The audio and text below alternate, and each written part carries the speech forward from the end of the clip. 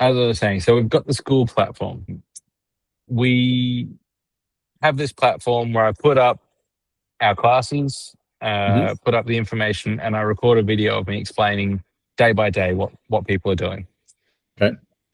And in the last month, we did something called a lunge matrix, a cross crawl lunge matrix, and you may have seen a spike in people going to see that video over this time. I don't know if you ever checked the numbers on that, but I reckon it's probably gone up by a couple of Oh, hundred views okay. at Thank you. least. So if we can get another 10,000 or so on that, you might get money from that video. Literal cents. At least enough to maybe buy a half a cup of good Australian coffee. Not in Australia. No. Fair enough. So what happened was I was talking to some of the people that were doing the program about it. And I said, Yep. look, if I can convince Mark to be on a call, maybe next month we can do a program and it can be inspired by Shropshire style training. Cool. And so my thought was that we've got the time, we'll record it, and I thought it'd be cool to try and build out a month of training together, inspired by you. Okay. Not sure what that's going to look like. You can figure it out. So what I've got a spreadsheet open on the other side of this screen, Okay. and I'll take notes as we go. But I figured I would talk you through the process of how I usually do things, and then you can fill in some of the blanks with your pieces and your thinking. Sure. So my ideal scenario is that we create a familiar template that has a very heavy sort of Colorado spice to it. Fair enough. All right, let's go for it. All right.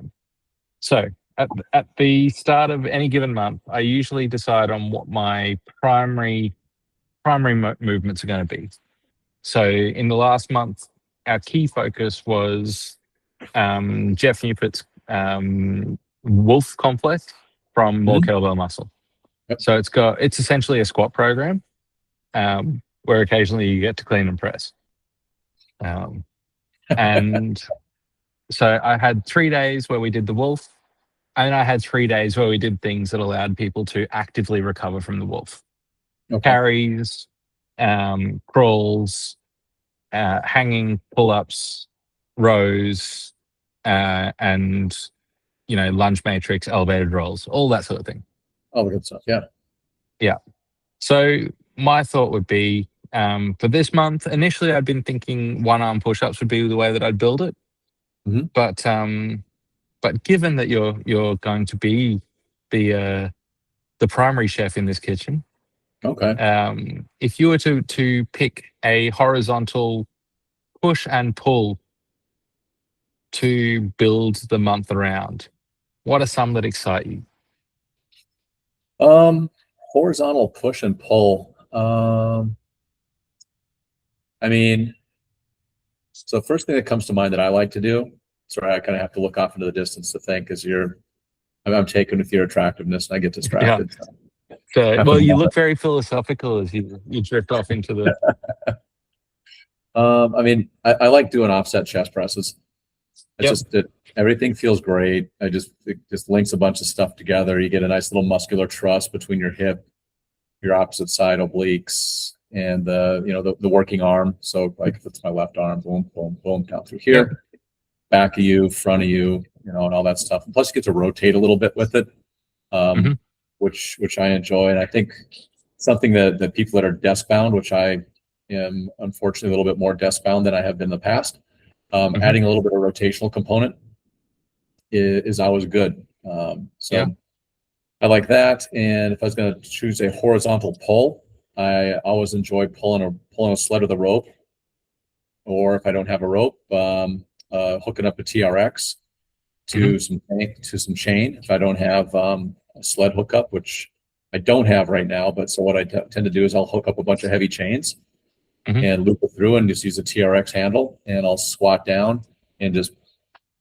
kind of stand up. And as I stand up, I'll do a little bit of a rotary row, walk back, squat down, get some tension, and just do that.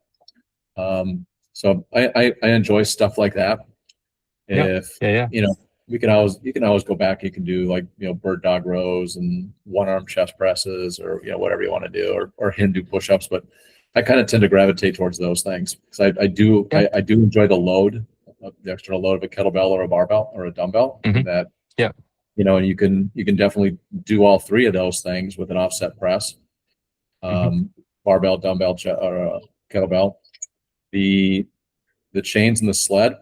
If you don't have access to those, you can always just hook up like a stretchy, like a little big super band, stretch band type of thing.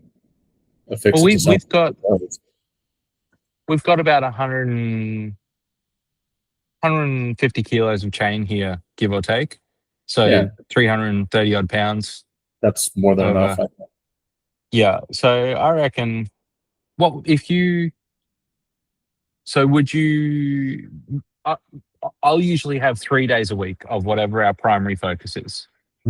So if you were doing that, would you have 3 days of offset chest presses with varying rep schemes, or would you have 1 day of offset chest press, one arm chest press, one arm floor press, or like how would you like to make this today? So for me, the way when I kind of put these things together, one arm chest, that one arm offset chest press is probably going to be my primary. And then I'll try to go, okay, well, what are some other different ways that I can still do like a horizontal press without doing that? And I think for me, it's just, I get a little bit bored with routine. I also tend to be a guy that if I overdo an exercise, I'll get some sort of tissue hoo-ha. Fairly easily. And it's kind of over 30 years of doing this, I kind of learned that about myself. So varying the type of press or chest press, if you will, from workout to workout just seems to work well for me for a lot of different reasons. So another one you could do, you could definitely just let's take the sled example for a one arm chest press, and it just basically it's straight up just a concentric press. But you could hook a TRX up to a sled or up to a heavy chain, right? And then just stand here if it was behind me and just get into like a lunge stance. So you're nice, and so the legs got to be your anchor. So you're kind of rooted, and then you just press, step forward, press, step forward, press, step forward. Like that. I enjoy that. Same thing like also with the sled. I've got some of these larger, I think they're called sled dogs or something like that. Big yellow sled. They got a wide platform out front and a narrow one to the back. Okay. Yeah. You've seen them? All right. I've seen them. We don't have them, but I've seen them. Yeah. Yeah, that's going to be a heavy ask next time I come to Australia for me to bring one of those to you. A couple head weights I'm good with, but that's going to be a bit much. But anyway, you can take the sled and you can kind of turn it so it's a little bit on a diagonal angle. And then what you do is you just kind of stand kind of like a squat stance. You just take the sled and you pull it, push it, pull it, push it, pull it. So kind of get from kind of like a standing rotary type of a press. Cables work kind of the same way. You could do kind of a cable. It's kind of like a cable thing, but you can't. That's more like a push. So if you've got a pull on the other side of you, like if you stand like a cable crossover, so you're pulling and pushing at the same time, is another way to do it. You can also kind of do it with a. Go ahead. Yeah, that was what I was going to say. I wonder if with a partner. It's, so like doing a partner pull, push, push. Like you got a partner and you're kind of like resisting him as he's pulling. Okay, and you're pulling, and then you resist, and you pull, and you resist. You can work the same thing then with two people pushing, and you just kind of get them into a lunge stance. I've done that with sleds before, but you could certainly hook that up with chains quite easily. Yeah, I'm almost. So I've got a couple of options for that. We've got short ropes, so they could literally be pulling against another person. Yeah, just just try to keep the rope off the floor type of thing. Like that. It's that they're really short ropes. So I'm looking at like a foot long rope. Okay. Yeah. which we could use. We could put a loop on the end of the chains and have the chain drag as they dragged forth and back. I'm just trying to think of how you would do. I'm wondering if pushing on foam rollers, if you had a push and pull. Oh yeah, just like you got a foam and we do like this together. Yeah. So then, I think that's a fantastic idea. As long as you got the foam roller and it's nice and stiff and not kind of those like the wider ones that we have here in the States are a little like a little more flimsy. Yeah. Yeah. You want something that's a little bit more hard styrofoam to push that work. Yeah. I think that's a great idea. Plus it's fun and you got to work and you kind of adjust to people as they're doing stuff. Yeah, it's a very live. It's a live movement. Mm-hmm. It's and it forces you to like kind of grow roots down into the ground and yeah, that's a really cool idea. I mean, that's sort of some of the stuff that we did with partners with dowels. It's sort of like that thing, kind of push pull, Yeah. or down into like bird dog. I bird dog and pull, and you're resisting, and we can do those things. But yeah, I think that's a good take on it. So we've got 4 variations that you've talked about here, which is great. We can easily put those together. So we've got offset chest presses, one arm chest presses or floor presses. Yep. And those chest presses, I'm probably going to have people on foam plyo boxes, benches, and we've got enough of those that people can work from there. If I needed to, I could probably use the stools or the firm benches that we've got. But I prefer the things that are a little bit padded because no one wants to grind their shoulder in with most of their weight while they stabilize into an uncomfortable surface. Yeah, it's typically not a preference. Yeah. Or if you had like those big sandbags, those big pills, like 100, the like around here, I think mine's like 125, 135 pounds. So it's a good size. It would get you off the ground to the point where your elbow may just barely tap the floor. It doesn't allow as much rotation, but if you stacked another one of the smaller little sandbags up on top, you could do that too. And those could work pretty easily. But anything that's going to get you a foot, 30 centimeters off the ground to 45 centimeters off the ground is going to be great, right? Yeah, more than enough, I think. Yeah. So a foot and a half for those who use freedom measurements. That's funny. So then you've got the walking chest press, which is we'll be doing with chains, but you could do with a sled. You could do with an unwilling partner. Any of that would work. And then partner pushes, and I'll play with options for that. But yeah, I think foam rollers, if we've got a smaller class, are going to be adequate. But even potentially 2 or 3 yoga blocks. Yeah, yoga blocks. It's just like like a little. Use my Kleenex box, something like this. Yeah, just something that where if you don't work with your partner, the feedback is significant. Right. And I like this because we've got the offset chest presses and the one arm floor press, which we can load predictably and go fairly heavy with. Yeah.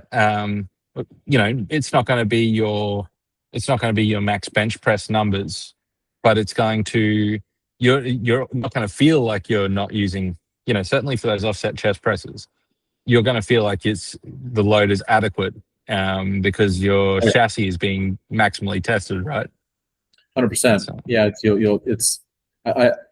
I find like when I do that versus if I do like a foam roller chest press, just put the foam roller from top to bottom and just do like piston presses or chest presses there.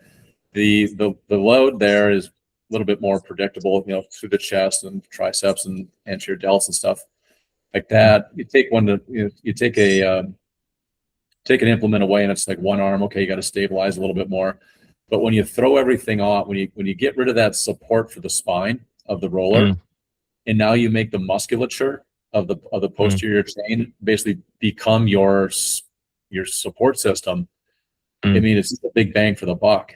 And honestly, I started messing around with that because I was working with a pitcher, and he was in a AA or AAA guy. He's just level or two below Major League Baseball here, and the organization wanted him to gain weight. Said you're too skinny. And like, all right, well, we got to put it all over you. And he was like, well, didn't want to do bench press because he'd heard, bench press is bad for your shoulders and whatever. So we started playing around with that with a offset chest press because it would make his glutes and core work with his arm in a fairly similar pattern to throwing a ball. He's like, oh, this is great. So we just loaded that thing up heavy and had him do that and all the other things. And that's kind of how that thing got born. But just because and also just a bigger bang for the buck, so to speak, because we got so much tissue doing work. And I've kind of like switched my mindset, honestly, a little bit on training Piers versus like chasing a number, thing like that. I'm chasing 60 years old in a few, and I'm like, I don't need to do that so much. It was kind of fun when I was younger. Now I'm just looking to labor. I'm just looking at different ways to labor and run stress through my system, so I'm strong, I'm able-bodied, and I don't wake up the next morning crippled from heavy squats, heavy deads, which they have their place, but maybe they just don't have their place anymore with me. So I just kind of tend to kind of deviate off of some of those things and get more into those types of movements. Just agree with me more. Yeah. Time under tension, but not necessarily extreme stresses in any particular line of tension. Yeah, it's more systemic than it versus localized. And I feel like in your traditional bench press, when the bench is doing the work of stabilizing the spine and the hips, the load there is very, very localized, to the obvious drivers of the movement, versus a systemic approach, which I just like more of the systemic work for me. Yeah, and look, I would argue that the bench press done really well is extraordinarily systemic. However, the movements that you do take away the option for something to be localized just because it seems like it's localized. And so I think something like the offset chest press, if your hips are where they want to be, and your shoulder is isolated on that bench away from all the support structures, there really isn't an option of pressing that bell up without stabilizing your structure internally. And so I think that's the really cool thing. Yeah. It's a very reflexive type of strength. You're forced to do it. There's just no other way around it, or you put your butt down and you're done, right? But you have to do it. You can't. It's not a somatic nervous system thing where you think it happens. You get into that position, you bridge, you put some load there, and right away everything is on. Yeah. So I appreciate that. It makes it simple. Yeah. So we've got 2 days that are fairly heavy days. They're days where you're going to have a larger load on you, or a relatively larger load. And then you've got your partner pushes and your walking chest press, which could also be another big day if you made another big day. But they're days that are a little bit more, your central nervous system is probably going to be the limiter for you on those days more than any particular muscle, even though your muscles will be working real hard. Yeah. It's just how we used to do, like, or what was always stuck with me from my martial arts training. Like, Mark, same but different. And it didn't make a lot of sense because I was such a novice. I was like just trying to remember things. Same but different, Mark. And that's after a while, you spend enough time in the trenches. Like, okay, this same but different makes more sense. And that's all the stuff. It's the same, but it's a little different. You're changing the body. It's now versus being horizontal or parallel with the floor. Now you're upright with it. You could be doing half kneeling, or kind of like in that split, in that low split stance or lunge stance, and then doing those presses and things. So you're just changing the posture of the body relative to gravity and relative to the ground, but you're still pushing, you're still pulling. It's just a little different. And I dig that stuff. Yeah. Yeah, totally. I mean, it's at the end of the day, it's if we can get our brain to understand how it moves, how the body responds in different scenarios, Mhm. our library of different options as life comes at us is that much broader. 100%. Yeah, totally agree with that. Yeah, so those are our horizontal pushes. Okay. Horizontal pulls, you've got the one arm chain rows, Yep. the bird dog rows, Yep. partner rows, Partner rows are and good. partner bird dog rows. Partner bird dog rows could be, that's like with a dowel, Yep. from a bird dog position, and we're just I'm pulling and you're the resistance, and Yep. then you pull, and then that's my eccentric load there. Just Yeah. But you that can really only use one dowel at a time when you're doing this. You can't do both hands at the same time. I am not one of those that could. there's a really bad joke that because this is a family show, I'm not going to throw that one out there, but yeah, I'll let you All use right. your imagination on that. Yeah, we will shift on from there. So Yeah, you could probably edit that for so the I wonder if Gemini can do that for me. Note to Gemini. Yeah. Okay. So in terms of the rep scheme for these days, Yeah. so my inclination is I'll probably put Monday chest presses, the offset chest presses, Thursday the floor chest presses, Mhm. and then I'd probably put the partner pushes after the offset chest presses and the walking chest press the day after the floor chest press. So basically, put a big heavy movement on day one, Yep. and a more neurally demanding movement on day two, and then day Yeah. three will. My inclination is usually to put something that is OSE, so original strength related, that Mhm. tends to lightly stimulate a similar pathway. Yeah. So let me just throw those pieces around in my spreadsheet so that Okay. when Yeah, I come back to it. I tend to program it in a somewhat similar way, where it's like, what kind of demand am I placing on the muscles? What kind of demand am I placing on the nervous system?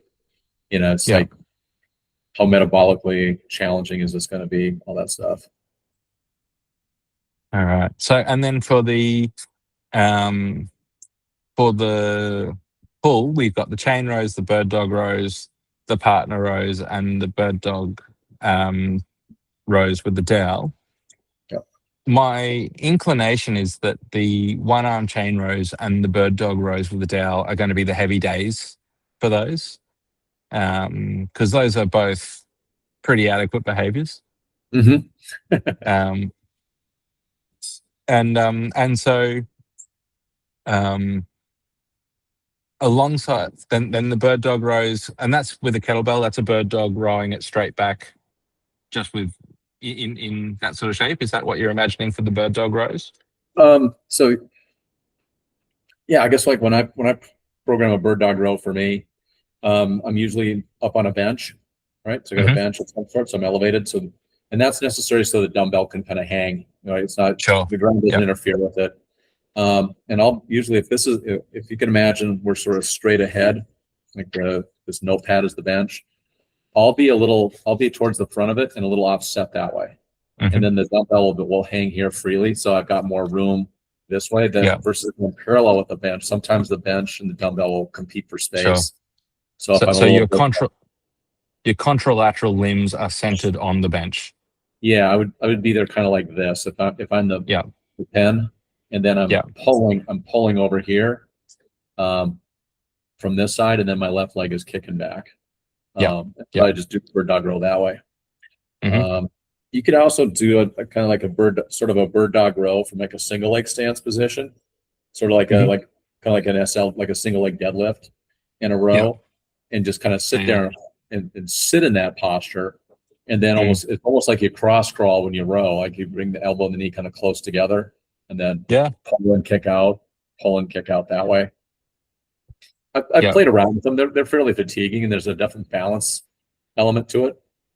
So in some cases, I'll find something I can just kind of like place my hand on, just to kind of give the body like a reference point. Yeah. So like I'm not like ripping it and having it do some of the work. It's just more of a reference point. So I kind of know where I am in time and space a little bit easier doing that. So it's just another way I've done it's kind of like a single leg deadlift, bird dog row. It's kind of a mouthful, but I don't know what else to call it. So some of these exercises, because you gave us 2 variations that sound pretty good, but I am not entirely convinced that I'll be able to do the second one at least justice. So is it okay if I start exercises where I would love your input and get you to flick me through a video that I can put up for that? Sure, yeah. Let's write a little note here to myself. SLDL. Yeah. So your bird dog rows and your single leg deadlift, bird dog row or single leg deadlift row. So for me, those are the big rocks of this program. Okay. So we'll usually do a 15 to 20 minute block on our core behavior for a given day. And then depending on whether we've done 15 or 20 minutes, we'll do 10 or 7 minutes on a second complementary behavior on a given day.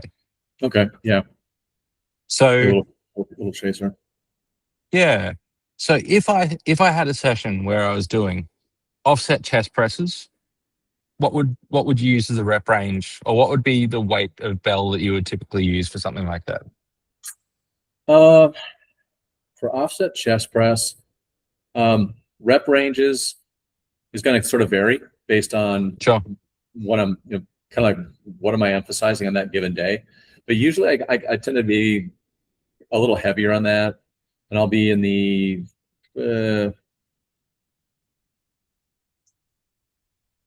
4 at the very low end to 6 or 8 at the high end if I'm lifting kind of heavyish.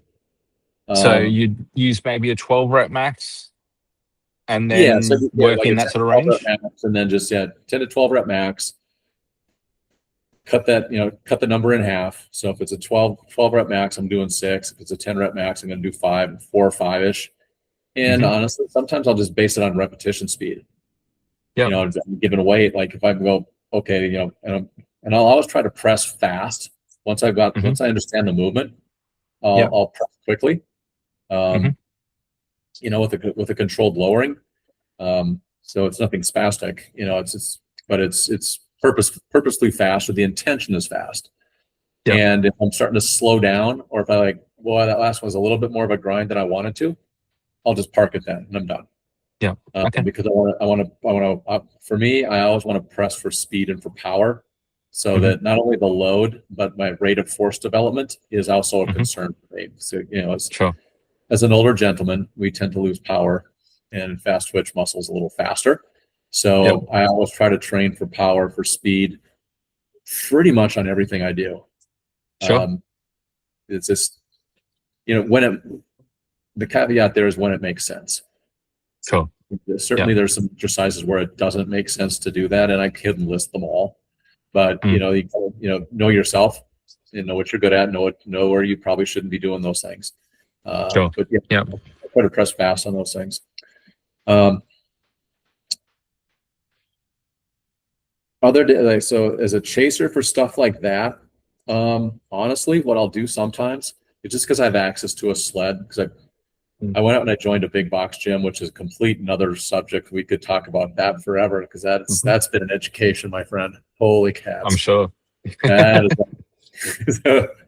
Watching what goes on in those things is nuts. But I do have access to a sled, right? And so sometimes what I'll do is I'll hook up the sled with enough weight, so it's challenging, but I'll kind of hold like an isometric chest press as I push the sled. So it's just kind of like an isometric hold down, like right kind of down low, and I'll be a little bit more upright, and I'll just kind of push that way. So I'm kind of getting a little bit of extra chest work. that way as well. I might try to do some wall push-ups, like Mhm. put the feet up on the wall, like kind of like a wall plank. Yep. There's got to be a better term for it. That's just what I call it.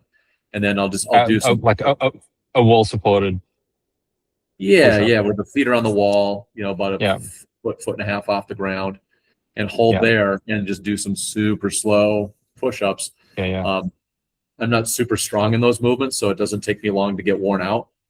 So I might be doing like 5, 6, 8 of them, maybe on a good day if I'm been drilling them for a while, 10. And I'll Mhm. chase with something like that, or on occasion, um, I like using a rower for a Mhm. little bit of a cardiovascular chaser, and then I'll Sure. just do like with a timed rest period, and I'll just chase it with some like push-ups, just something simple Sure. with push-ups, or a couple of kettlebells, and I'll go a little bit deeper, or I'll Mhm. elevate the feet on something and do that, Sure. and just ladder rep the push-ups by threes, and then just keep on going until I can't get all the push-ups in. And usually about a minute to a minute and a half of rest on the rower, Sure. and I'm just kind of using the rower in that case to Mm. interrupt my sets of push-ups. Sure. I'm not really Um, crushing. so in a scenario, so we don't have a rower in here. Right. Um, if people were to use a band and Mhm. essentially, obviously it's a less global movement, but if they were to interrupt their push-ups with, you know, 30 rows with Yeah. a moderate band, is that going to be a reasonable facsimile?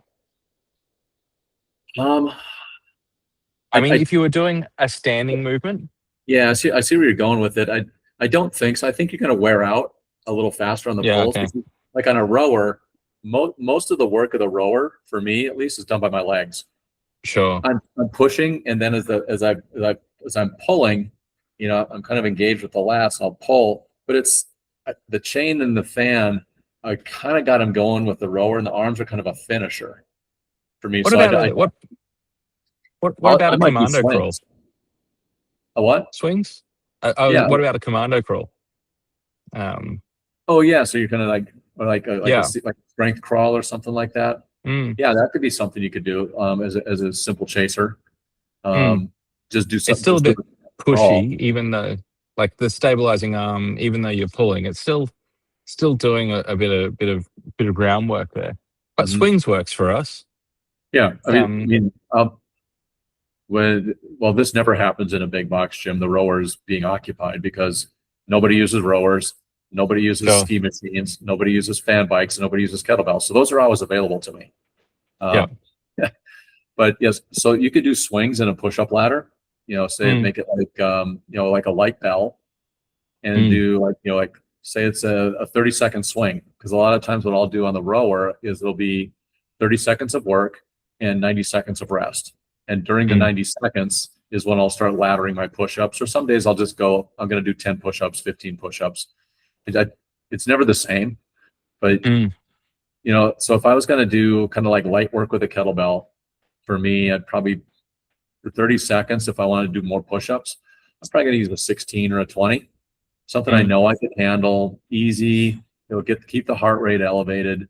It's still kind of like a fairly, that's a posterior chain movement for the most part for me. Mm, And then complex that with just the push-ups, because that's my movement of the day, so to speak, is chest work and tricep work and sure. that Yeah. work.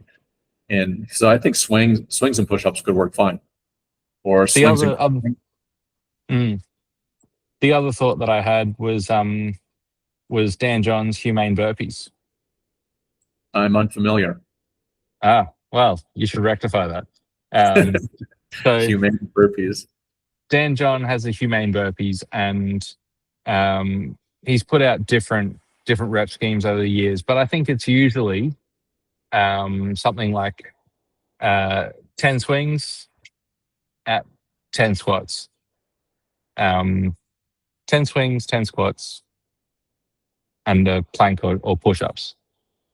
Okay, Um, actually, I'm gonna look it up now because I don't want to give you bad information. fair enough. Um, Can you share it on the screen? because I will share it on the screen because I am across how to do that. Okay, let's It's the share little screen. screen with the arrow, yeah. So it's there's a little up arrow on it. Share a window. Share this window. So right now you can see yourself. And I'm gonna. Here we go. Can you see the screen? Oh, I can. Yep. Yep. So the humane burpee, which is on medium. So Okay. 15 swings, 5 goblet squats, 5 push-ups. 15 swings, 4 goblet squats, 4 push-ups, all the way down to 1. Okay. When I first saw it, I think it was 10 swings, 10 push-up, 10 squats, 5 push-ups, and then you went down 9, 8, 7, 6.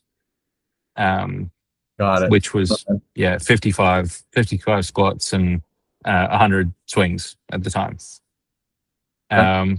Now Dan says that it takes 3 to 4 minutes to do the workout with proper form, which with these swings and squat numbers is probably about right. And so that to me falls in under that category of different ideas that might work with some of the stuff you're saying. It's got the push up, it's got the swings, it's got some squats.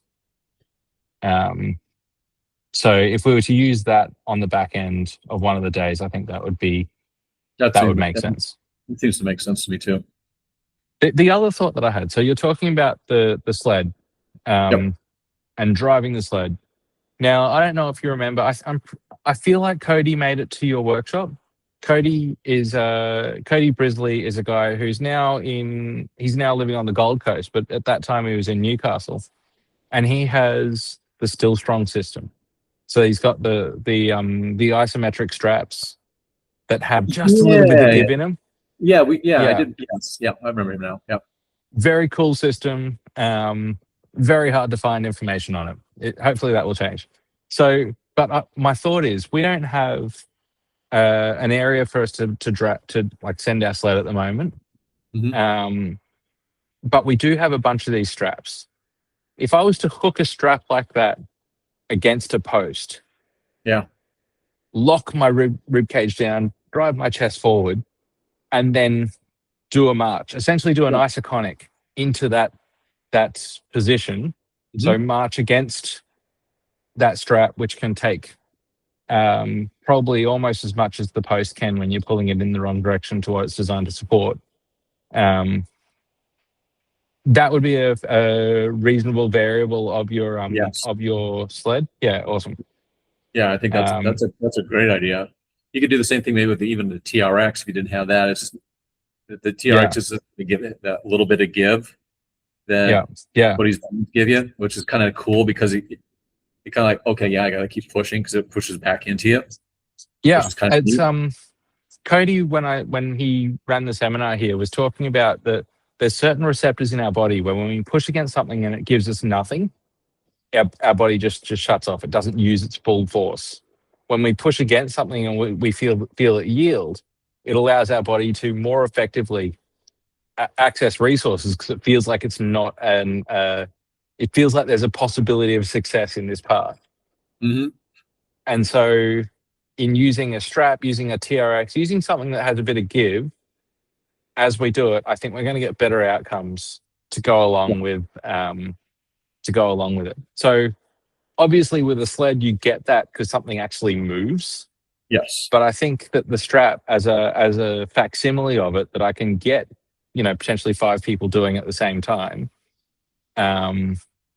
would be a cool variation. And my thought is if we've got the isometric pushes with the strap, we drive, do that for 30 seconds, which is going to be plenty. And then probably have half the class walk, shake it off, and then get ready to come back and do the next 30 seconds. And doing that for probably 7 rounds. Is that going to be too many?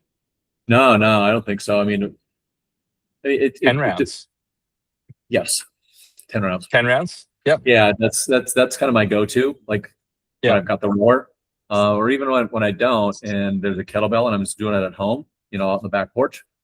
I'll just be like 10 rounds of 30-second swings, about 90-second break, which is enough for me. The first 30 seconds, kind of like keep the breathing back on, and then that way I can execute the push-ups crisply. Now we kind of talk, so they're not just kind of like it's like yeah. trying to knock them out, lock everything out tight, and then that usually gives me about 30 seconds or so to kind of like catch my breath, and then go again. Then catching my breath, well, I might catch it down here on round 1, and then round 2, round 3, round 4. I'm still catching my breath, but it certainly isn't like round 1. So that 1 to 3 work to rest ratio with some push-ups in the middle there during that rest ratio seems to work pretty good. Okay. So 10 rounds is doable. And if you're not all that awesome at push-ups, well, you can do rocking push-ups. You can stuff like that. I've had my clients do. I've done, Hindu push-ups if you want to challenge. And that was the other question I was going to ask. So if I said to you, Mark, I want you to punch out as many push-ups as you can beautifully in a row, what would your number be? Without stopping, or do I get to stop and kind of shake it out and keep on going? I want you to have one beautiful set. So your last rep looks as crisp as last rep is as crisp as the first one. Yeah. So obviously, like a guy like you, you're going to be able to hit 50, 60 push-ups if I let you just keep on going. Yeah. But with military precision, awkward term for push-up tests, with excellent precision. Thank you. Yeah. What would you hit? I'd like to think I could, just because I haven't done it for a while, Piers, but I'd probably say 35, 40. Just boom, just crisp and just pushing like that. Somewhere, right. I would think something like that I could do. Okay. The reason I'm asking that is because you're laddering up in 3s. Now, for regular humans, you're laddering up in less than 10% of your rep max. Yeah. So if someone can do 10, they should be laddering up in singles. 1, 2, 3, 4, 5. If someone can do 5, they're probably just going to be doing singles every time. Yeah. Yeah, that's another way you can kind of, skin the cat, is to do something like that. So if you're just poor at push-ups, you just don't have much upper body strength, it might just be singles. Or let's say you can only get like 15. Maybe for the first couple rounds, you're doing 2 or 3. And then the last few rounds, you're just doing singles. Yeah. I like, when you're fresh, let's just get as many good push-ups in as we can whilst you're fresh. And load them up at the front end versus like kind of like ladder up that way. Like for people that just don't have much a really good strength reservoir, we'll call it. I look at doing like high repetition volume stuff. Is you're just, every time you're doing it, you're dipping into that little reservoir of strength, kind of like this little kombucha bottle. Every time I'm dipping down into it, I'm taking strength out. And versus my coffee cup, I can hold more strength in here than I can in here. So if I've got a good reservoir of strength, I'm going to have better endurance. Yeah. Because I can dip into that stuff a little bit more often. So for those kinds of people, sometimes I'll tip the ladder upside down, and we'll go 10, 9, 8, 6, 5, 4, 3, 2, 1. Because I know they're going to tank as they go. What I'm thinking is week 1, we're going to do a push-up test. So someone is going to see how many push-ups they can do. If they can do less than 1 push-up, they're going to find the variation where they can do 5. Yeah. Okay. So week 1, push-up test. If someone's able to hit more than 20 push-ups, they're going to ladder up. Going to go 2, 4, 6, 8, 10 to whatever they get to within the time frame. If someone can do less than 20 push-ups, then they're going to ladder down. They're going to go to 2 reps shy of their 1 rep max, and they're going to ladder down in 2s. Yeah, I think that's a good idea. It's solid. Yeah. So I know I was about to make a note of that, but Gemini's doing it for you. Gemini's doing it for me. So I will review the notes when I'm putting the plan together. So what I've got then, so we've got you've given us a bunch of variations here. So my thought would be, I like the idea of people having swings in a lot of these days, but I also really like these isometric pushes.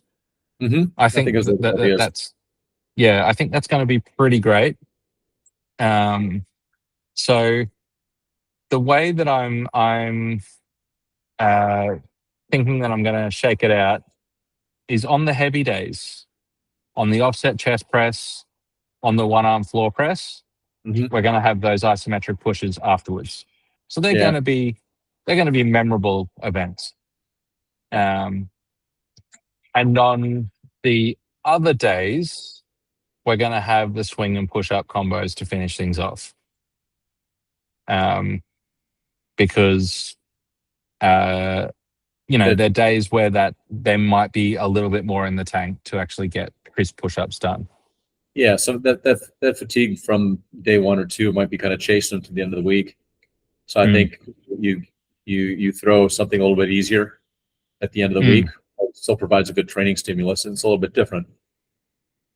Would you, given we've got 6 days that we're typically training, the other thing that I'll sometimes do now, initially I'd suggested chest presses, offset chest press Monday, partner pushes Tuesday, OS variant Wednesday, floor presses Thursday, walking chest press on Friday.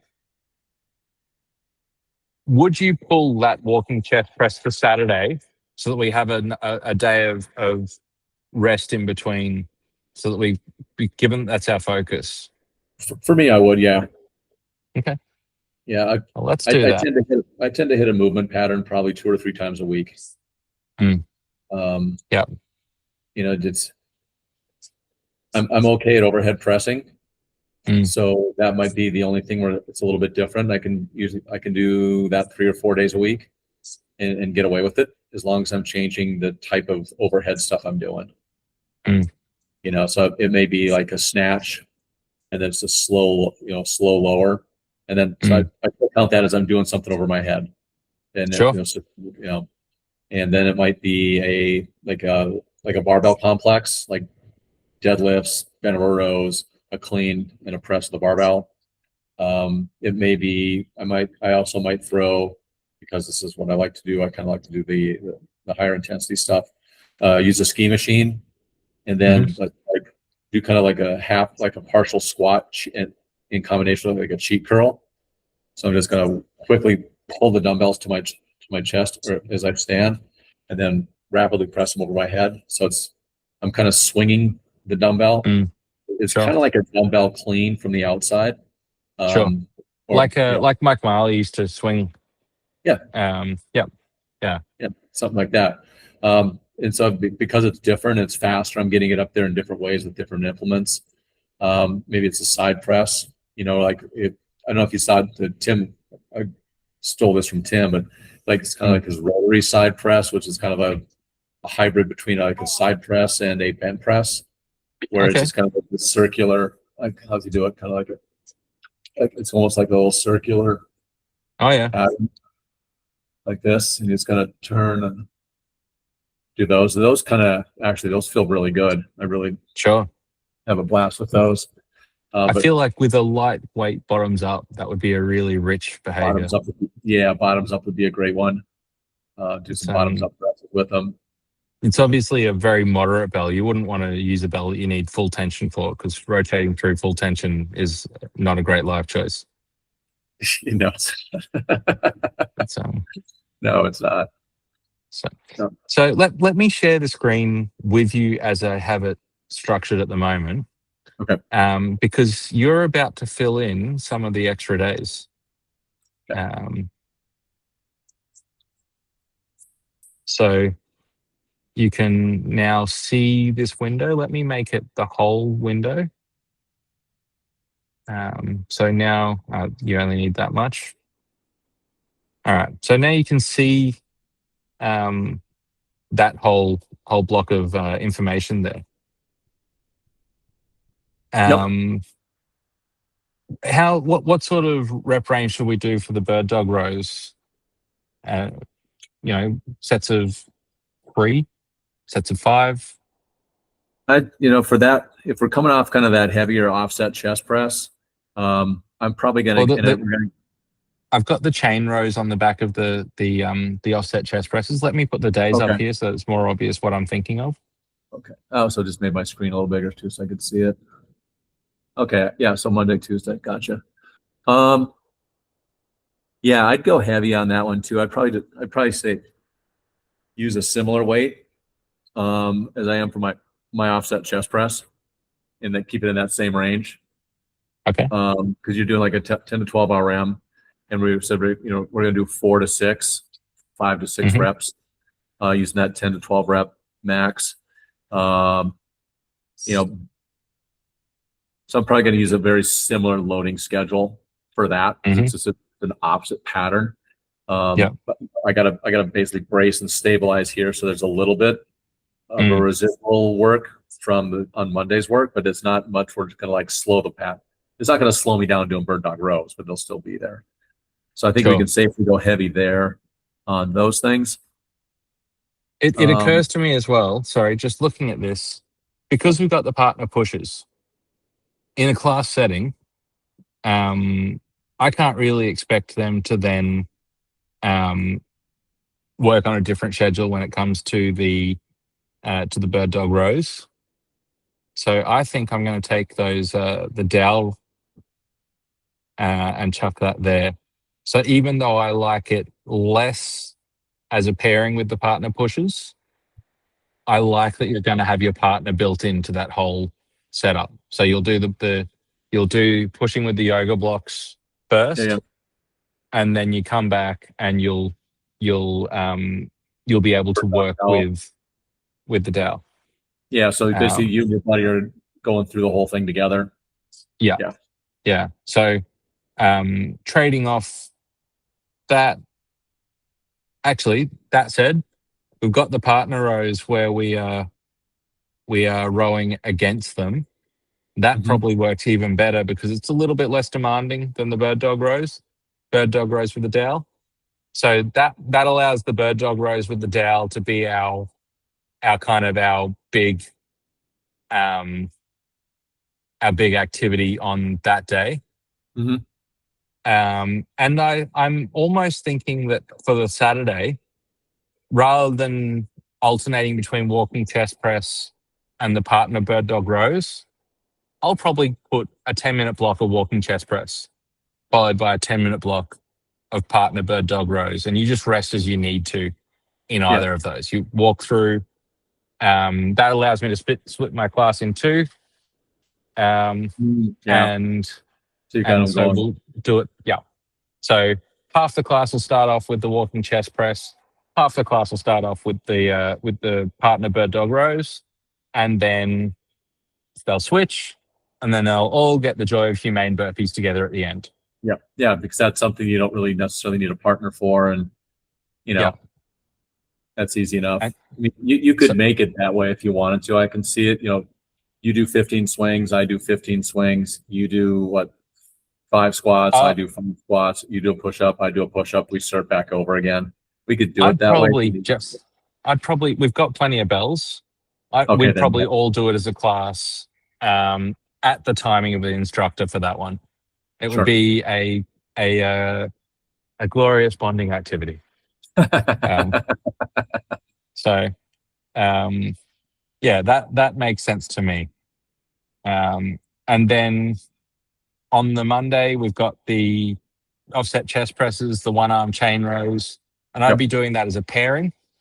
So it's just guys pulling on opposite sides of the chain.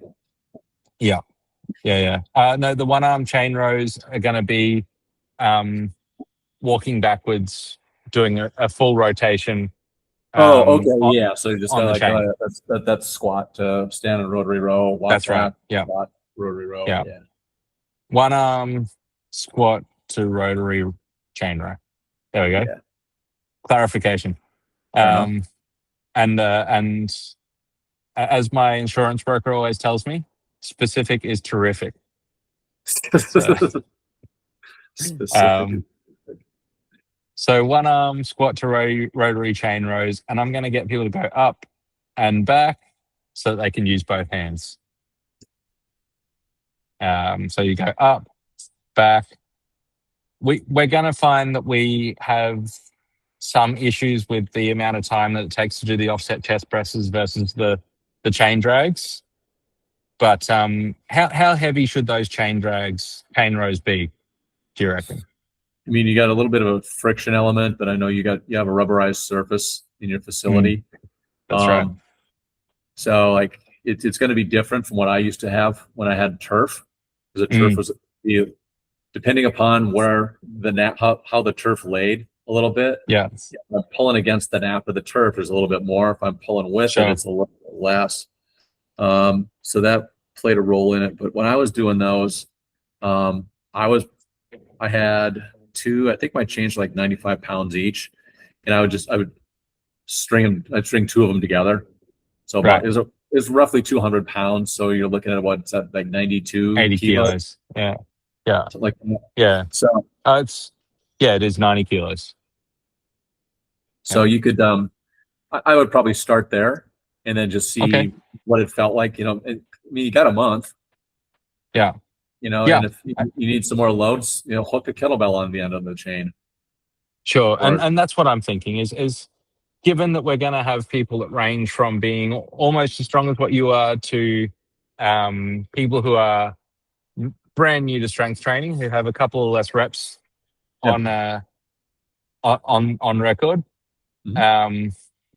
I think that we should be able to make it work. But I'll probably have the chain set up from 15 or 20 kilos all the way up. So 50 odd pounds, 40 to 50 pounds, all the way through to I'll probably have a big chain set up that's 80 kilos. Yeah. And you can just, I'm trying to think there's ways you could make 80 kilos feel heavier. Look, if you were using 80 kilos on turf, 80 kilos is going to be pretty adequately heavy on rubber. Okay. Yeah. Cause it's going to drag. I mean, I think it's going to be close enough, and if you're doing this for time, that's going to be the winner, because after a little while, you're going to get the training stimulus. You're going to get a little fatigue, as you're doing it. I was trying to think there's a way if you could bias it maybe a little bit more, but when just quickly, when I share my screen, when I share that window, can you still see everything else that's going on? You can see me as well. Yeah. Yeah. So I mean, cool. So I can see you now. No, but and then I have a touchscreen laptop, so I can just go like that, and I can just see either you filling up my entire screen, or I just slide it, which is interesting. But if I wanted to come over here, I can just make it big, and I could like right now it's like looking at just a slightly fuzzy version of the spreadsheet, but I can read it perfectly. It's easy. Yeah. Cool. Now it's clear. Yeah, now it's clear. So it just takes a little while, I think, for it to buffer and then for it to come through. But yeah, it's crystal right now. Yeah. Awesome. Yeah, I was just wondering if I needed to change screens in and out so that people at home were not hearing us talk with a spreadsheet covering the entire screen. Yeah. Yeah, I think so you're right now it's half and half. So this works fine. Yeah, cool. So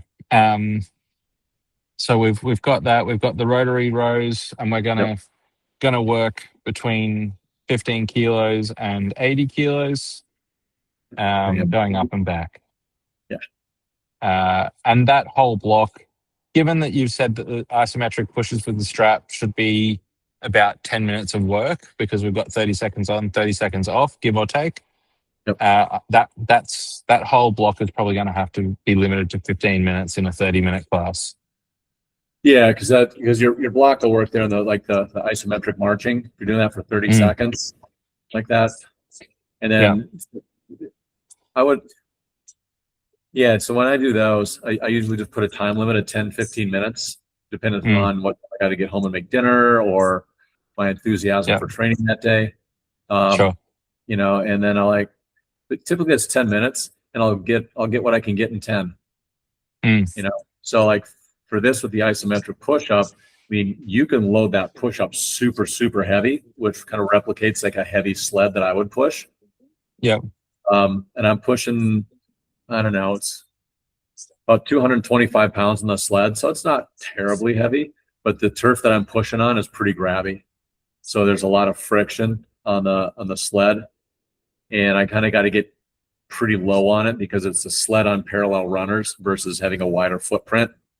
Which I've experienced is a different way to push it. But yeah, 10 to 12, 15 minutes of just driving for 20 to 30 yards like that is fairly fatiguing. That smokes me pretty good. Yeah. And I'll breathe a little bit. And I can usually get it takes me about 12 to 15 minutes to get 10 rounds of that done. Yeah. So look, I've adjusted that. I've gone to I see 7 there. 7 minutes. Now the reason for that is because I actually want to make sure that we spend the time on those offset chest presses, because I think that's the priority in this block of work. Absolutely. So 7 minutes of the isometric here, and then I'm almost wondering. So at the moment I've got 15 and 10. I'm almost wondering if flipping that around to 10 and 15 and pulling this day across to here is the way to go there. Having Tuesday be like an OSE recovery day? Yeah. Because I think that's going to be proper work. That 15 by 30. Yeah, dude, I think that's probably just about the hardest block of activity in this whole program. Yeah, I might even go like 30 on and a minute off. If you're really pushing to get some heavy load because your legs aren't going to be feeling the push as much as my legs feel the push in the sled push. Because I'm basically holding here, but I'm moving the sled with my legs. Right? And I'm going through a full like triple flexion, triple extension on each and every one. So there's a lot more for me. Like the legs are doing a lot more work than if you're kind of leaning into it and marching, because you're not moving anything. You're moving the feet. So most of the load is going to be upper body. Be curious to see like how people respond to that, because I really don't know. I'm intrigued by the idea, but I would wonder, maybe like day 1 is a 30-30 and day 2 is a 30-60, and just see how they feel. Well, if it's 30-60, we'll only get time for 10 of them. But yeah, that would be So, but that's fine. The other thing though is as well as what we've got here is we've got what my clients at the gym are going to suffer initially, and week 2 I'll make the adjustments that I need after I see what it looks like on the first batch of victims. And that's how you find out. You got to try it. Yeah. So partner pushes, partner rows, that's going to be people traversing in both directions, and they'll be doing that as a block for 20 minutes. So they're kind of like a rest as needed. Yeah. They'll go up and back, and then they'll switch to the rows up and back. Now for Tuesday and Friday, what would you put in here? So Tuesday is after the chest presses, 1 arm squat to rotary chain row. So we've got, in terms of our primary movements, we've got push, pull, hinge, squat, carry, rotate. Now we've pretty well actually ticked the vast majority of these boxes already with the program as it stands. We've definitely got pushes, definitely got pulls. We've got 2 days at least of swings. We've got squats. We got squats and burpees. We got squats squat here, there. Squats there. A lot of these movements are functionally carries. If you're pushing and pulling for an entire go, if you're driving chain, You're doing the bird dog rows with the dowel. These Yep. are all carry movements for me. You are under strain the entire time. We could probably put actual carries in on these days if we wanted to. I think that would be a bad idea to take a look at, because we do have a hinge and we do have a squat Mm. in here. So if we take a look at like the one arm squat to rotary chain row, most of the you're going to be squatting, but you're not loading the squat terribly. Sure. We're not loading a hinge pattern terribly. I mean, we're loading hip extension in the offset chest press, but it's not going to get too smoky doing it. I would probably do something where we load the squat pattern maybe a little bit more formally somehow. Sure. And it doesn't have to be a squat pattern. It could be a step up. It could be a lateral step up. It could be a curtsy lunge. Basically, squatting is nothing more than some form of triple flexion extension, ankle, knee, and hip. How we load that, I mean, we could load it with, you could do suitcase squats and then carry that way. So like and ladder those reps, like, if you have a pair or just one, which I kind of like single out carries, do a suitcase squat, carry it the length of the gym, park it, do a suitcase squat with the left hand, walk back, park it, do two suitcase squats, carry it, park it, 2, carry it, park it, 3, carry it, park it, so on and so forth. So you're getting your carries in, and you can load a suitcase squat fairly heavy, as long as we're not tilting off to the side and you're not walking awkwardly. If you're doing a suitcase squat and you're doing it well, so the torso is level, the shoulders are level with the horizon. Yeah, I think you can kind of work a little bit of both of those in there. Or if you got some fairly strong fellows, and you want to load them up with 2, and they're good deadlifters. They got good grip. They're really strong in the legs. I don't know, like weight vests or anything like that. I've done that before, where we've had like 40, 60 pound weight vest just to load the squat a little bit more, because the heaviest kettlebell I had was 48 kilos. Sure. And for some of the dudes I was working with, they were just that strong where it didn't bother them that much. And so I was like, well, I got to get something out of them some way. So I started throwing weight vests on them, and away we went. And that seemed to work. Or you could have them drag a chain at the same time too. I did that. Yeah, almost like a lip for sprint sort of scenario, which is Dan John. Dan John would have people do front squats. You do 8 front squats wearing a harness, and then you would might have been 8 back squats with a harness. You'd throw your weight off, and then you'd sprint, dragging chain.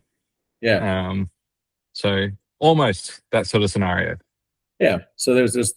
If you got some strong fellows there that were, doing the one arm farmer's carry is not much to them, then I'd probably harness them up, put a nice big bolus of chain behind them, and they could drag that and carry the kettlebell at the same time, which is a unique challenge.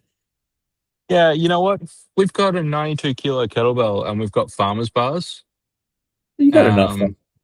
I reckon for our clientele, we're adequately there. But I'm going to leave that on there for people who don't have a 92 kilo kettlebell at home. Sure. Because that's a logical way of adding load. Yeah, and it doesn't need to be a chain. I just use chains because I like using chains for stuff. Chains are brilliant. Load. You could be a sled. You could be dragging kettlebells if you had the floor that was suitable for it. Yeah. Or it could be a heavy ass sandbag. As long as you got a harness, you could do that. You could stick a kettlebell on the sandbag if it's not heavy enough. A lot of different ways you could do it. The only thing I do differently that I have done the sandbag is I carabinered the sandbag and handle like that, and it pulled the stitching off the bag. Sure. So I from then on I would just wrap it around the bag and then just throw the carabiner onto the running end of the and that. So so use the handle to guide the strap rather than to carry the load. Correct. Yeah. So then I just pulled through the middle of the bag, and I learned that the hard way, wrecking a nice sandbag. Sure. So, would you do a similar sort of carry over here? What would your carry be on the Friday?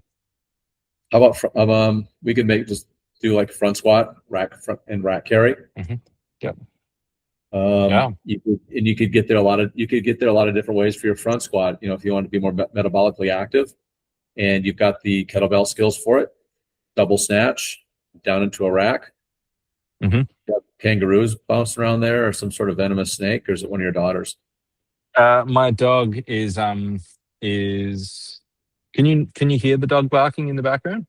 No, I can't hear anything. Oh, she went absolutely nuts at someone just a second ago. So clearly the headphones are doing a great job of cutting out things that are not me. Yeah, I couldn't hear anything. I just could see that you're a little distracted. But Yeah. No, it's anyway, the kangaroos wouldn't have distracted me. yeah, just that's another. Yeah. But so we could do front squat. Mm-hmm. You could clean to a rack, double Mm-hmm. snatch to a rack. Just depending upon, you could ladder the snatches, you could ladder the cleans, you could do one arm, do it with one arm or one kettlebell, two kettlebells. Mm-hmm. Could be a Well, high low, all that kind of stuff with it. But I would look at I would probably end up doing the cleans or mm-hmm. the snatch, because that's a little bit more of a hip hinge. Sure. Versus a loaded hip hinge versus the loaded squat pattern that we did on Tuesday. Yeah. So let me just play around with this a little bit, because what I'm thinking is the nature of this stuff. My wife is calling. I'm just going to quickly send her a text message. Yeah, go ahead. Actually, Betsy, do you want to answer her and you can talk to Mum? You answer. Can you talk to her on the iPad, please? Okay. What was I doing? So I've got the week 1, 2, 3. So I'm thinking we do clean to one arm. So Rack carry. Yeah, one arm rack carry. Mm-hmm. Double clean to double rack. Snatch to one arm, if appropriate. Yeah. And then probably you could make that an if overhead you know carry how to. if you wanted to, if it's just easier. Yeah, I like the rack carry, Okay. given how much fatigue shoulders will have seen in the last little bit. Fair. Yeah, that's a good point too, because we got floor chest presses and bird dog rows and isometric. Yeah, that's probably a better idea, honestly, now you say that, to go that double rack or one arm rack in there. Yeah, I think I also think that the pulling the bell down from that top position is a legitimate skill in and of itself that you kind of need if you want to get good at pressing at some point.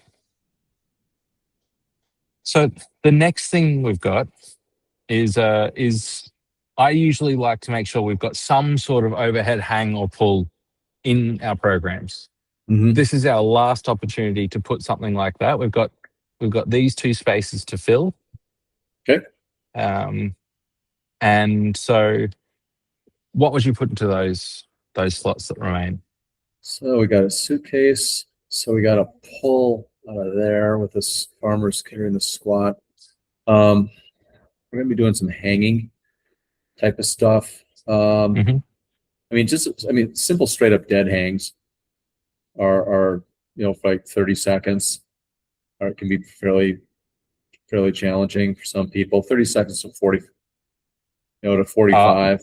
I think for my So just to clarify, for those who don't know Mark's primary clientele have typically been college athletes, people who want to become college athletes, and a lot of and a chunk of elite performers as well. So people who are already in semi-pro sport, some in pro sport, some in service industries. So, as in not. I mean, he may have had people that work in restaurants as well, but people who work in military, police, fire, a lot of those sort of people who are doing active duties. Yeah. So a lot of my clientele tend to be good at spreadsheets, and So, past 40. So sure. dead hangs for 30 seconds for most of the people that we're dealing with is pretty adequate. Okay. And for the ones that are more strong than that, I would suggest that loading their dead hangs to get to 30 seconds will make up the difference. Sure. But if you, for your typical clientele, you would go up to 45. Yeah, 45 to a minute. Sometimes just be like, just hang on. And then, Yep. they like 4 or 5 of us. And I had rings hanging from the ceiling, and Yep. we just all jump up and we just sit there and stare at each other and see who's going to give up first. But Sure. that was the clientele. Everything was a Sure. competition. Yeah. Who's going to lose it first? But for your people that aren't that way, that are just like, look, I just want to get a good workout in and go home. I think 15 to 30 seconds of a hang is going to be plenty long. Well, let's allow people a bit of flexibility there and give them 15 to 60 seconds. I mean, sure, if you got some hard charges, have at it. Yeah. And But you can maybe even complex that. Go ahead, Piers. Sorry, I'm talking over you. Oh, sorry. But the note that I would put next to that is don't fail, let go when you feel. You kind of know. Yeah. I mean, you do and you don't, right? That with hanging's one of those things where you feel like you should let go about 35% of the time before you need to let go. Yeah.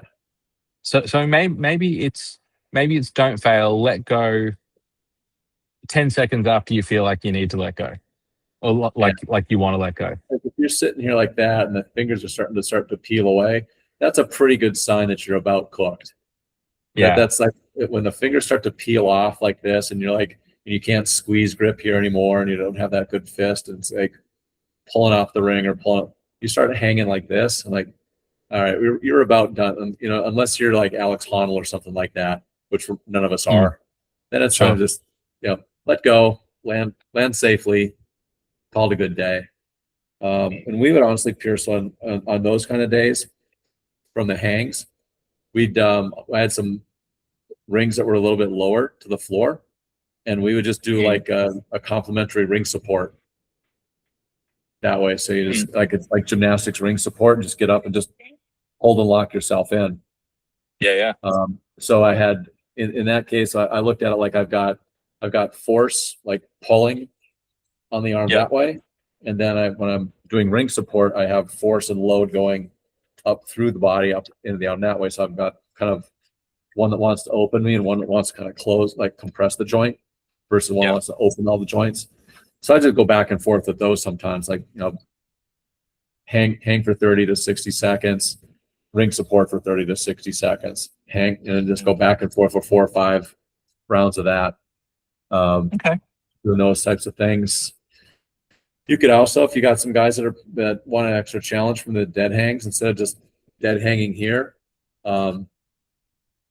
if you can get a neutral grip or ring, so you can turn the palms so they face each other, and then just bring your knees to your elbows like this, and just sit and hang on that.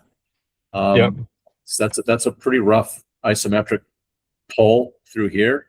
Plus, bringing the knees up to the elbows and hanging on there locks the core in pretty solidly. We do the same thing then for the ring support. Just instead of just hanging there with your legs dangling, you pull the knees up into your chest, or if you could, I had a kid that was he was a level 9 or 10 gymnast. He went to University of California and was their team captain gymnast. So this kid was just fun to play with. So he would just do it in an L sit.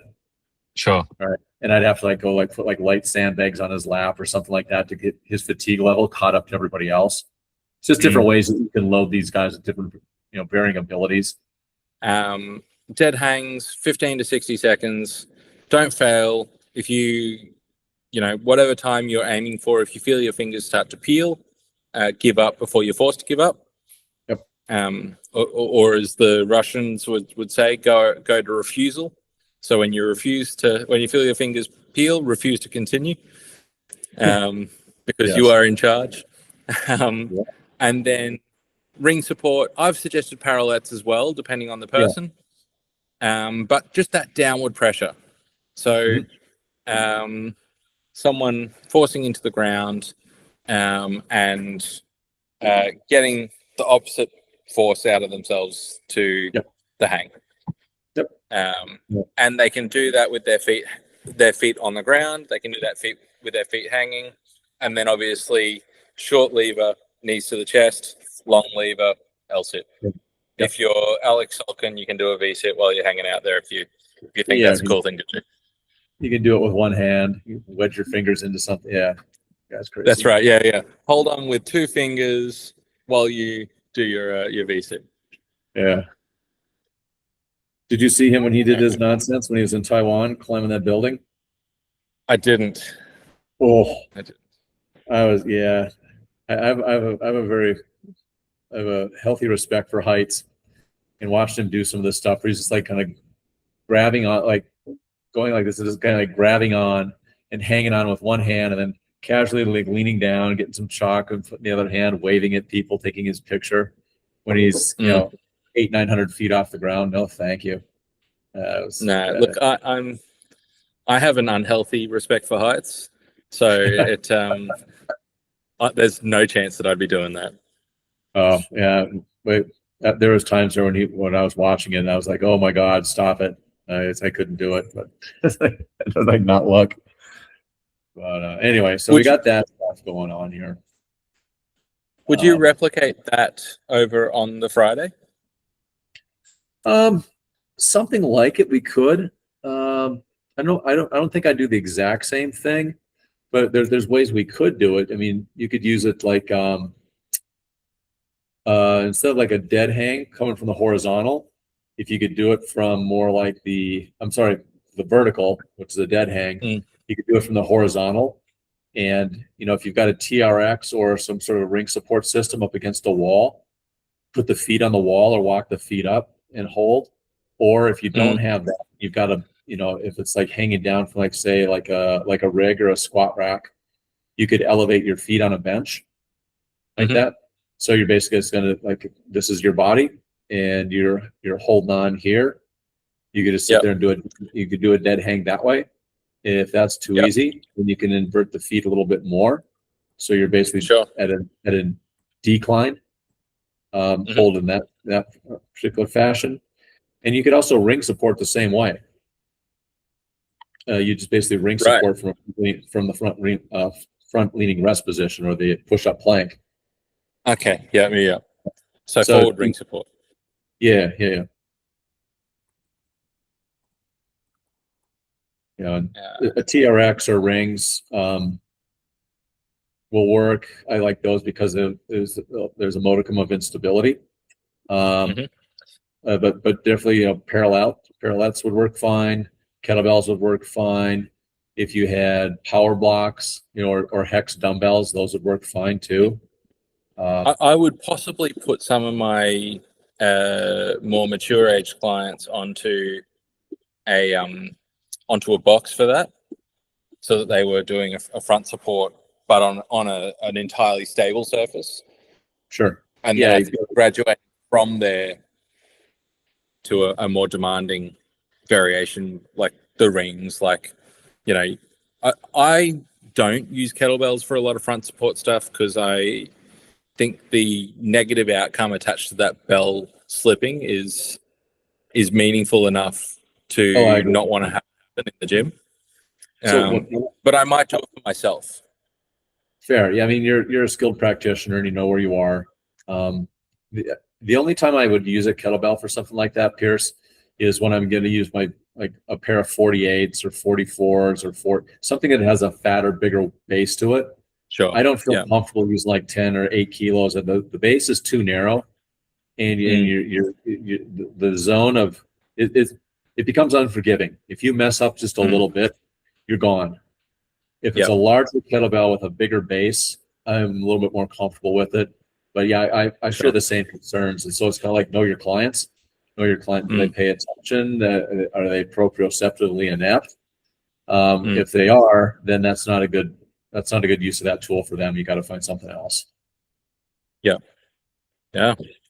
And I guess we have now got 2 blocks to that we can play with. 2 remaining. So we've got these tiny blocks remaining of finishing type things. Now, when I say finishing type things, I don't always think of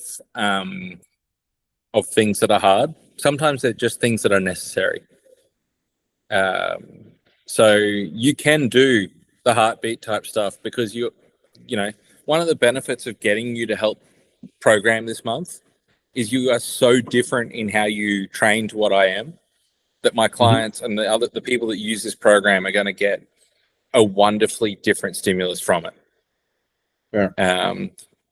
So what would you put into those last 2 slots that will last for somewhere between, for these 2 slots, we've done 10. We've probably only got 5 to 7 minutes left to play with in this last little chunk. Okay, cool. So for Tuesday, we're squatting, we're carrying, we're force going out the arm, in the arm.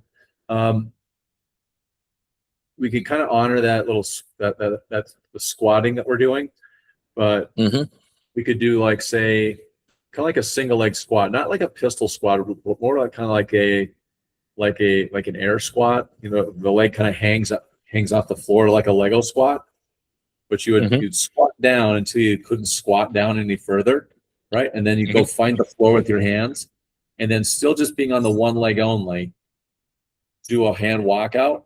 So you're like basically in a one-legged push-up position, and then do a hand walk back, and then walk back into a single leg stance position like that. So you go from single leg stance, lower yourself down through the squat pattern as best you can. And then when you can't, you got to tip yourself forward and find the floor with your hands. Then you walk out, walk back up. And you can say if you only got like 10 minutes, I'd probably do like maybe 5 of those. 10 of them is pretty fatiguing all at once. But I'd say if you do, say, 5 or so, and then what you do is you do 5 on the right leg, and then get down on the ground, and then you do 5 to 10 cross crawls. So like supine cross crawl. So your right elbow to knee, left elbow to knee, like that. And you can vary that all you want. You can make it really hard. You can make it really easy. You could go super slow like that, however you want to do it. And then you get back up and you do the exact same single leg squat to a hand walkout on the left leg. And then come back and do cross crawls. And then you go right leg, cross crawl, left leg, cross crawl, right leg, cross crawl. But 5 to 10 reps of that is pretty challenging. And then when you're like in one leg and you're walking out on that one leg, your quad is going to eat it big time, because your quad's going to eat it on a single squat. And then when you're walking out off one leg, right, that the quad's got to sit there, and it's got to extend the knee and help to help it to control in an eccentric fashion hip extension, right? As you're up like that. And then the fun part is when you're crawling backwards like that, and then the knee and the ankle and the hip all got to fold up, and the knee is close to the floor, and you got to fold back up onto that single leg stance to stand up. 5 reps is going to be about all you really want to tolerate when you're starting out, but you could definitely go to 10 if you've been doing it for a while. And so then that way you go ahead. Oh, I'm just thinking. Week 1 by 3. Okay, yeah, I see where you're going. Yeah. Build it up like a 3, 5, 8, 10 type of deal. Yeah, I was thinking 3, 5, 7. 7. Nobody does 7. That's an unnatural. I really like 7. It's yeah. I mean, I could go 8 because then we're doing the Fibonacci thing, but then this one has to be 13. Way to pull that one in there. Yeah, we could. Yeah, so that's a fairly logical progression, and then people get stuck, they can just repeat it. That's fine. No big deal there. Yeah. But yeah, that's just kind of an idea there that you could do for that one. The other one we could do like for Friday, so we got to think something kind of hip hingy. And I'm stealing this one from Tim, but you could almost do like a single leg cross crawl, so single leg stance cross crawls. Or what Tim does. Tim does a little bit more of an exaggerated one, where he doesn't necessarily cross crawl, but he marches with the arms, and it's kind of like he's goes into a single leg deadlift, right? So he's in a single leg deadlift with his leg, the open chain leg, parallel with the floor, and then the opposite arm is reaching out in front like this, and then he'll stand up, and as he stands up, he'll take the open chain leg and sort of tap the foot on the floor just barely out in front of the stance leg. So let's say I'm standing on the right leg, right? And I could probably stand up and do this in here if you need me to, but he's basically going to a single leg deadlift on the right leg, okay? And then the arms go on, in the gait pattern. And then as you come out of that, you would just sort of come out of it fairly rapidly and just tap your left foot to the floor, say a few, maybe like 10 centimeters or so, 10 to 15 centimeters out in front of your stance leg toe. So what that does is that makes that stance leg go through a complete, more of a full hip extension, versus sometimes if you just stand straight up. And I felt that myself, having done it both versions. I do like the little toe tap out in front, and then you go right back down. So it could be like this little single leg toe tap, or single leg SLDL march to a heel or toe tap. 15, 20 reps is pretty good. Yeah, toe. We'll reach the toe.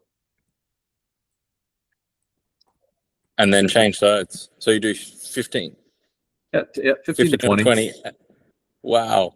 That's going to be rich. Well, Tim does 100 of them in a row, so I just take it down. I'm not Tim Anderson, so I bring myself down to 15 or 20, and I'm happy with that. And then you could change sides, or we could do like we did on Tuesday and just go back, and we could do like gate bug or dead bug if you wanted to, a little core exercise in between legs to give the legs a little bit of a respite. Or you go right leg, left leg, dead bug that way, right leg, left leg, dead bug. Or you could do like little half holds, all kinds of things. I think that one is, you're going to be, I don't mind people going from side to side on that one. I think that's going to be, I think they'll naturally find their own rest in between sides on that. Yeah. So you could, there's tons of different ways we could load that if you wanted to. You could have like light dumbbells in the hands. It could be a little unstable surface, just give them something different to play with.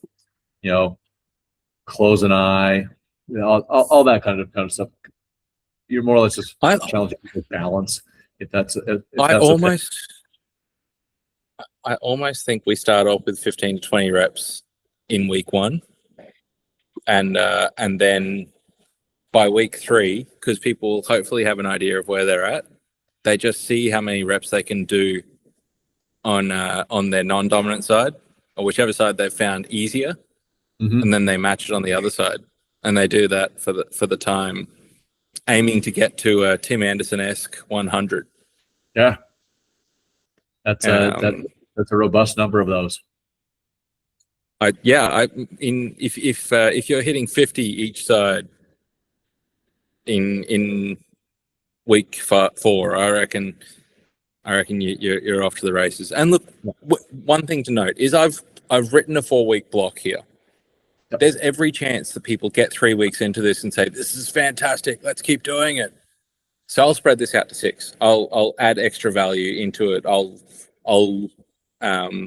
play around with some of these progressions to make it so that we can go beyond the current numbers that we have written. Sure. I mean, there's all kinds of, like, you could make this like almost like a hypertrophy workout, right? With the, say, offset chest press. And instead of the range we're doing, we'll take them close, take your 12 RM and hit it for 9 to 10 reps. And then, and then you're going to quickly switch. You could do drop sets the same way. like right arm, left arm, take 5 pounds off, right arm, left arm, and just do drop sets. If, some of the classic hypertrophy training protocols that are there. That's just not a preference of mine, but you could certainly take this and you could wiggle it any way you want to, and I think it would work great. I just tend not to enjoy that type of training, so I don't do it myself. Yeah, and that's fair. So look, I reckon this is going to be a proper month of work for people. I'm curious to see what have we done 7 days? What have I done here?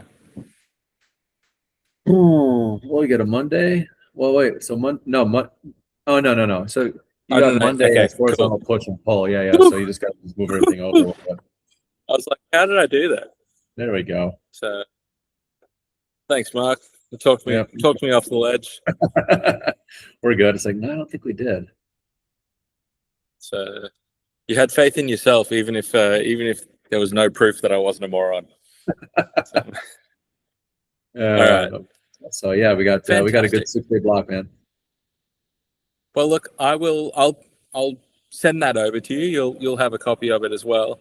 Cool. Thank you. The other movement that I'd love to see you do is the single leg deadlift march to toe tap. So if you can show us that movement and then the bird dog rows, I think those are the big ones that I will want your help with, and then I'll try and I'll film the explainer videos and I'll send them over to you. And if you want to either film corrections so that people can see my understanding and then why my understanding is incorrect, I'll put mine in and then I'll splice your explanation of how to do it differently on top of that. Because I think there's a lot of value in people seeing me screw up. I don't have an issue with people knowing that I'm not yet perfect. And so, my friend. So I think, yeah. But look, I'm really happy with that. I think that's going to be a super cool program for people to look at. I'll send you a link to our Skool community so that you can see what's going on and answer any questions yourself as they come up.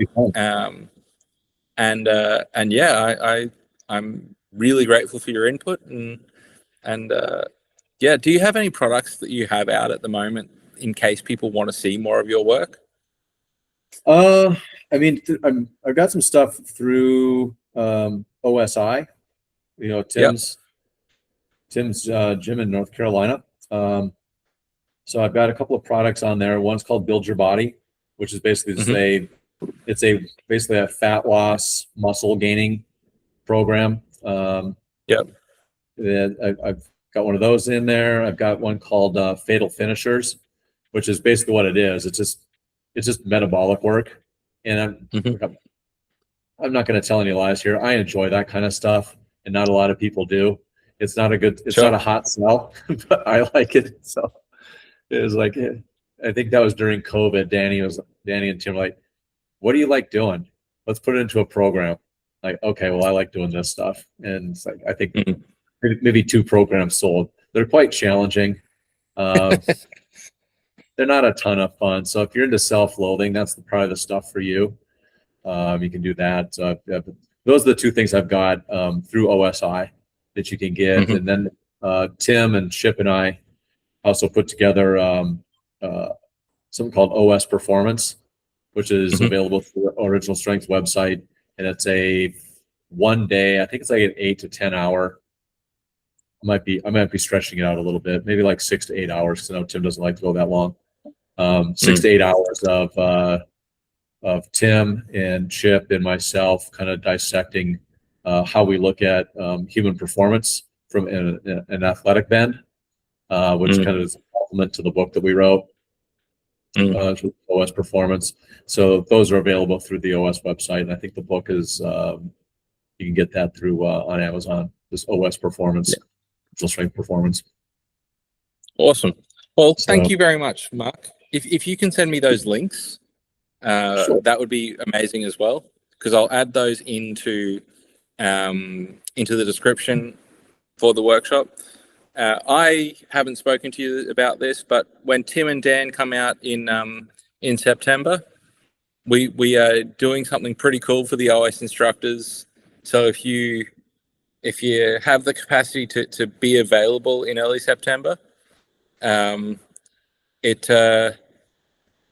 it won't be free, but it'll be cheap if you want to come and hang out in Australia with those guys. Fair enough. Let me take a look at that. Yeah. Yeah, let me take a look at that. So early September. I know I've got a couple things going on in August, but it's early August. And then I think I'll be in North Carolina for OS Pro in October. And then I've got something in Baltimore in November. So I think September should work. Well, but look, it's there's going to be some real cool guys there, and I like hanging out with cool guys. Yeah, and maybe there's a chance to visit some of the other Australian cities along the way to make it so that it goes beyond free. Fair enough. And this time we'll plan our travel package a little bit better than the last time I was there when I made you drive. We'll chat about flights when we do it. That sounds good. Well, Piers, I've really enjoyed this. Thanks for asking me to be a part of what you guys are doing down there. I'm thrilled to do it, and it's always good to see and talk to you. So I hope the people who go through it enjoy it. And like I said, questions, I love it. I love to do this stuff. So yeah, have them fire away. Thanks for your time, Mark. All right, brother. Take care.